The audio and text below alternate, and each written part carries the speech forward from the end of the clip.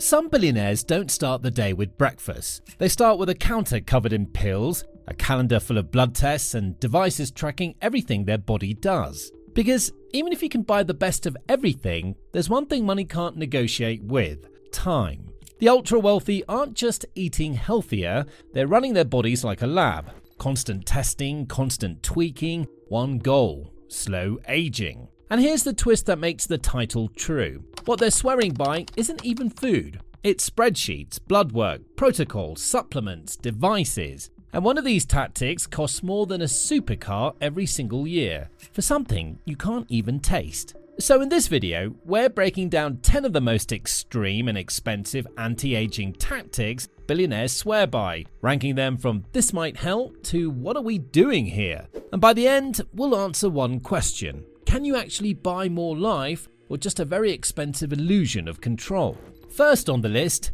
deuterium-depleted water. Billionaires spend $50,000 a year on something that tastes like nothing: water. To you and me, water is hydrogen and oxygen, but in nature, some hydrogen atoms come with an extra neutron: deuterium, or heavy hydrogen. The theory is that heavy hydrogen can interfere with your mitochondria, the engines of your cells, like putting diesel in a Ferrari. They pay to centrifuge it out. And the experience? It tastes like nothing, like wet air, like expensive nothing. If you drink the recommended 3 liters a day, you're looking at $50,000 a year just to stay hydrated. And the science? It looks impressive in animals and lab settings. In humans, the evidence is still thin. So right now, you're mostly buying a hypothesis. And if paying luxury money for wet air sounds insane, wait until you hear what they do with olive oil. Second on the list is a Brian Johnson staple: high phenolic olive oil. It doesn't taste like Italian food, it tastes like pepper spray. And that's the point. This isn't about flavor, it's about polyphenols, the compounds they believe help push inflammation down. The good news is it's not astronomically expensive by billionaire standards. A 500ml bottle of ultra premium oil with total polyphenols, around 2,500 milligrams per kilogram,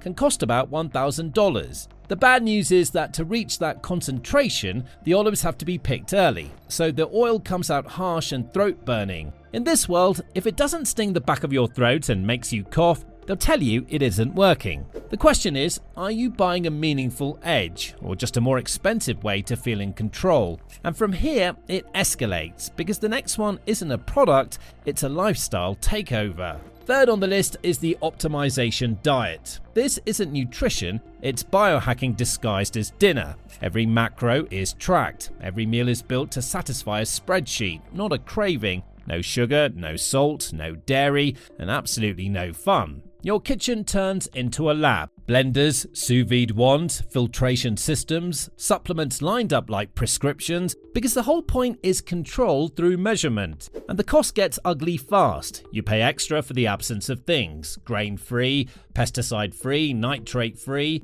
handing over money to remove flavor from your plate. The promise is seductive: pristine blood work, perfect biomarkers, the feeling you're doing it right. But the toll is social bankruptcy. Dinners become negotiations, spontaneity dies, you end up eating alone because your protocol doesn't fit inside a normal life. You might win on the metrics, but at some point you have to ask, are you extending your life, or just building a sanitized prison out of steamed broccoli and self-denial? And if that still sounds like health, the next one is where the mask comes off, because now it isn't food at all, it's chemistry.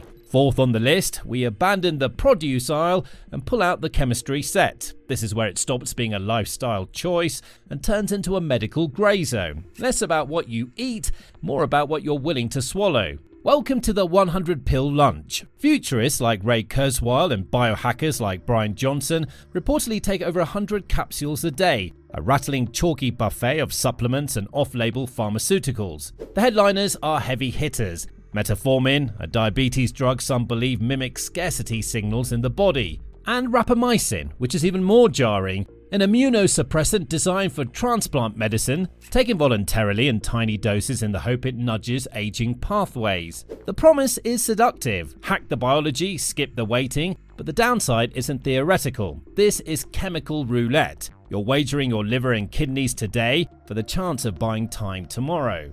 And if swallowing science is one approach, the next one is more honest. because it admits digestion is too slow.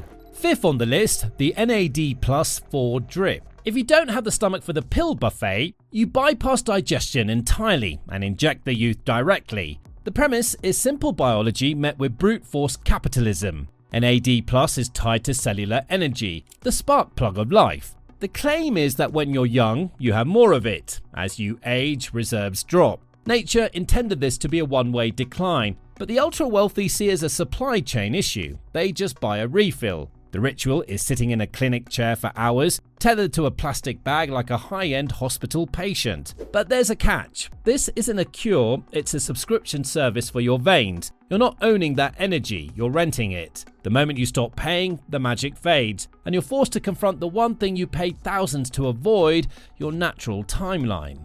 And after pills and fours, you'll need sleep. Except even sleep becomes a protocol. After the pills and the drips, you don't just go to bed, you climb inside a submarine parked in your master suite. You seal yourself into a hissing pressurized glass coffin and breathe oxygen under pressure, forcing more of it into your blood and tissues. Historically, it was a rescue tool for scuba divers with the bends. Now it's a nightly ritual for the optimization elite. The grail is telomeres, the protective caps on your DNA, because the theory is pressure and oxygen can help keep them from fraying, like pausing the genetic clock. But even if the science is debated, the real point is obvious. It's an architectural flex. Nothing screams I have too much money like sacrificing a room for an industrial-grade tank, turning sleep into solitary confinement, lying alone in pressurized silence, waiting to wake up younger.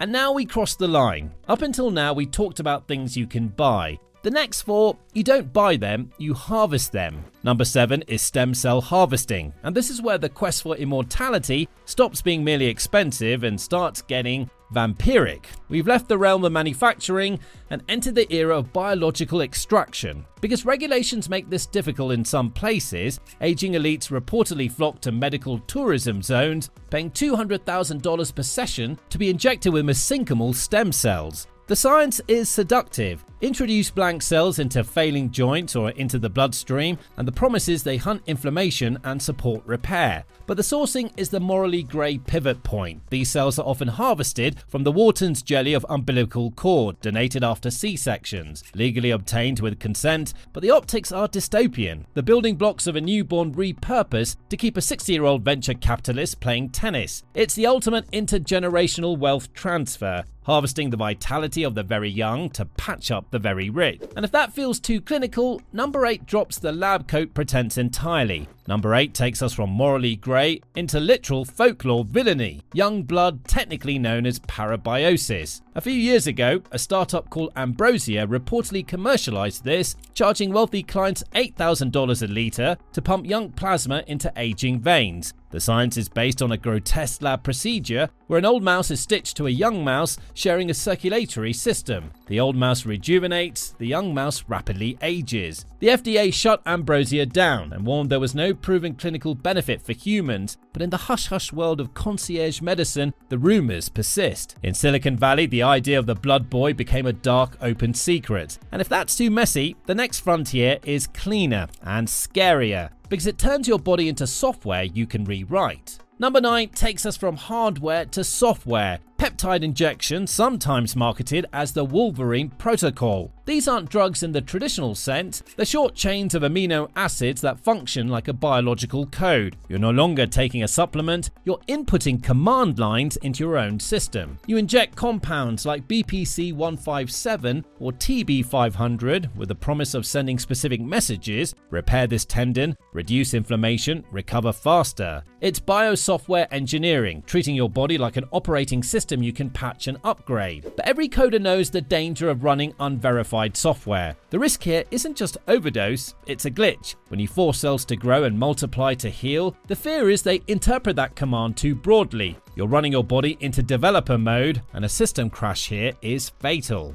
And number 10 is what happens when billionaires decide they're done patching the system and want a full factory reset. Number 10 is cellular reprogramming, the nuclear option. Everything else on this list is maintenance, bailing water out of a sinking ship while pretending the ship isn't sinking. This isn't about slowing the clock, it's about resetting the clock entirely. This is the obsession tied to the billions poured into companies like Altos Labs. The science rests on Yamanaka factors, proteins that can take an old specialized cell and chemically force it backward in time, reverting it into a pristine youthful state. The dream is to apply that reset safely across the body, rebooting biology back to something like age 25. If it works, it's the holy grail, biological immortality. But if it fails, the lab outcomes can be nightmare fuel. Push the reset too hard, and you don't get youth, you get chaos. Teratomas, confused tumors containing hair, teeth, bone. That's the final gamble of the ultra-rich. You might live forever as a god, or you might dissolve into a horror made of teeth and hair. So, does any of this actually work? For the first time in history, we don't have to guess.